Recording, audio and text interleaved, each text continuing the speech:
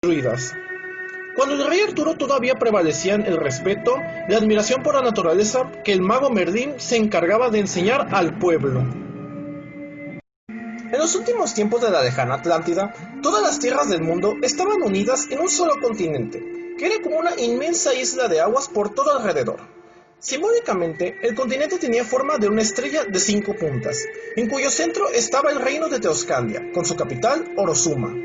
Al caer en degeneración la Atlántida y entrar en división sus habitantes, se creó el separatismo, consecuencia de los intereses egoístas, la avaricia, la invasión del psiquismo y negatividad por el mal uso del conocimiento. Se desencadenaron guerras, luchas por el poder, lo cual repercutió a nivel físico con graves resultados. Hubo entonces un rompimiento de las tierras, seguido de desplazamientos y cambios muy fuertes, hasta la estabilización final de los 5 continentes conocidos en la actualidad. Las tierras que ahora son América se alejaron hacia la izquierda, Europa y África quedaron hacia la derecha, para marcar división entre lo material y lo espiritual.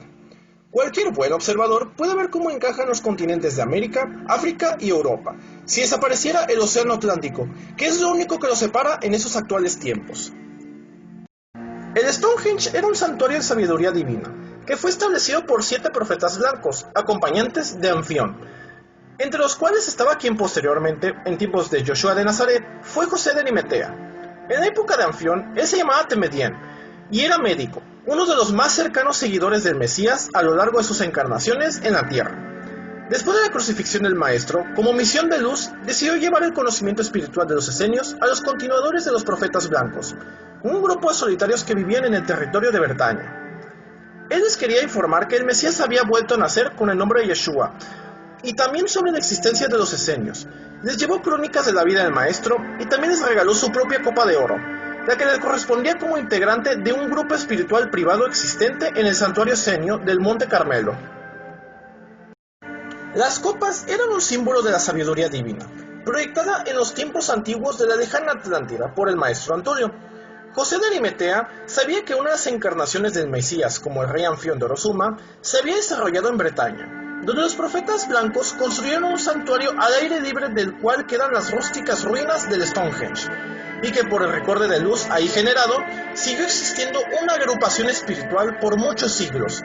Tal fue la razón de que naciera, en ese lugar, los Caballeros de la Mesa Redonda. Los celtas eran una rama directa de los continuadores de Anfión, y vivían posteriormente en la región de Stonehenge.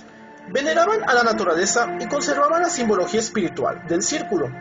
En las reuniones todos eran iguales ante los ojos del Dios Uno, pues no había diferencias de clases sociales ni de ninguna índole. Los celtas pasaron por condiciones muy fuertes de persecución y lucha, debido a los ataques de los romanos. Por ello, no tuvieron tiempo de crear una religión complicada con rituales, sino que sencillamente veneraban a la naturaleza, al igual que posteriormente los solitarios del bosque encantado que vivían cerca de Camelot. Esas fueron las bases que el mago Merlín sembró en la mente del pueblo y del rey Arturo cuando era un niño, pues se crió entre los solitarios, protegido especialmente por el mago Merlín. La idea de un solo rey para todo el país la estableció el rey Anfión y la continuó el rey Arturo. De ahí la gran fuerza y arraigo que tiene la monarquía aún actualmente en el país de Inglaterra. Igualmente, el concepto acerca de los caballeros asociado con la nobleza de ideales, amor al prójimo y una moral correcta. Sobre la historia del Santo Grial, tan buscado y nunca encontrado, decimos que esto es una falsedad. La leyenda tiene su origen en el santuario del Monte Carmelo, donde se reunía un grupo especial de esenios pertenecientes a los altos grados, en la sala de asambleas y en forma muy privada. Sobre la mesa redonda de esa sala había muchas copas de oro, tantas como integrantes del grupo y no solo una. Representa la sabiduría divina recibida en ese lugar. José de Arimatea era un miembro de ese grupo. Después de que se disolvió, cuando la copa quedó en su poder, la llevó consigo a Bretaña para regalarla a la fraternidad que estaba ahí. El relato quedó escrito. Posteriormente lo tenían sus caballeros de la mesa redonda, acompañados del rey Arturo. Atacados ellos por la iglesia y por todos los nobles, perdieron la vida, el castillo de Camelot. Todo cuanto tenían fue usurpado por la iglesia, las crónicas y escritos esenios, lo que habían recibido ellos en el foco, y entró en escena el obispo modificador Benjamín Norte, a quien encargaron escribir el relato según sus propias ideas y conveniencias. Él inventó la historia del Santo Grial, diciendo que era la copa de la última cena de Jesucristo y sus apóstoles. Posteriormente, por todas partes la buscaron y nunca se encontró.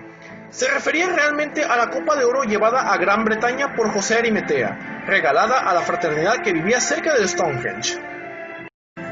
Las leyendas y fábulas tienen siempre un fondo de verdad, pero muy desfigurado, deformado, o hasta a veces irreconocible.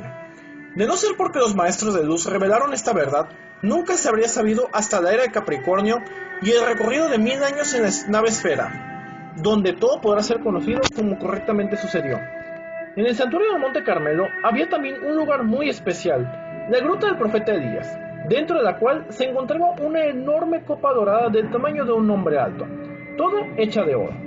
Representaba la sabiduría divina procedente de Anturio y que el profeta Elías también tuvo, pero, además de un símbolo, era un recuerdo de la ignominiosa muerte del maestro por envenenamiento, condena dada por los sacerdotes del templo de Zeus en la antigua Atlántida.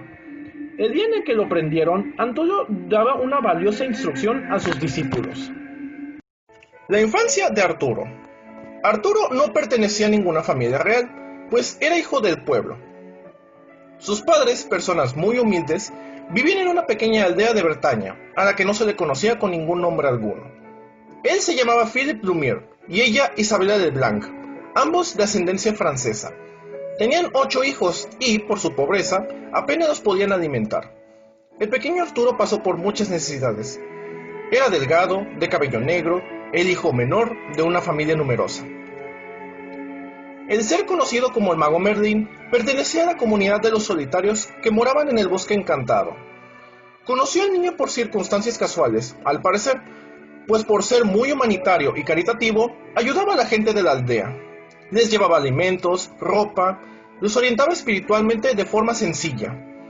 La gente lo llamaba mago por las facultades extraordinarias que tenía y sus múltiples conocimientos, pues sabía de todo. Como clarividente había en él una gran percepción interna. Integrante del grupo de los solitarios, era de los pocos que se dejaban ver, pues permanecían discretamente en lo intrincado del bosque cercano a la aldea donde el niño Arturo nació, en la región de Camelot. Por ahí sobre una alta colina había un castillo real, y, en las cercanías, estaba el bosque encantado. Ese nombre le puso el pueblo por temor, ya que circulaban rumores de leyendas terroríficas acerca de genios y peligros. Por tal razón, los solitarios del foco de sabiduría divina, que vivían en el bosque, estaban tranquilos, pues ellos pusieron en circulación los rumores. En el foco supieron que iba a venir un rey para toda Bretaña, y lo referente a Arturo. Merlín, por ser uno de los solitarios, también lo sabía, por lo cual reconoció al niño inmediatamente cuando lo vio. Siendo tan pobres sus padres y teniendo tantos hijos, no lo podían mantener ni educar. Entonces sintieron un gran alivio al entregar a Merlín su hijo menor, pero también por la confianza que él se había ganado entre el pueblo, la admiración que le profesaban.